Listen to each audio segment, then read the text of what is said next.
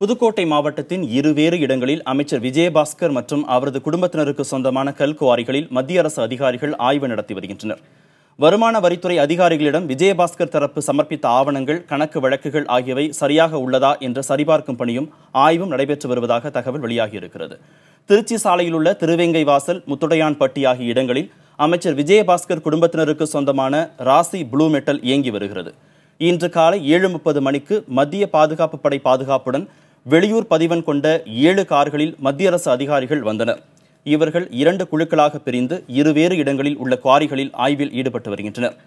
அண்மையில் நடைபெற்ற வருமான வரித்துறை சோதனையின் போது அமைச்சர் விஜயபாஸ்கர், அவரது குடும்பத்தினர் மற்றும் கல்குவாரிகளிலிருந்து ஆவணங்கள் கைப்பற்றப்பட்டன. மேலும் கணக்கு வழக்குகள் வருமான வரித்துறை வசம் ஒப்படைக்கப்பட்டன.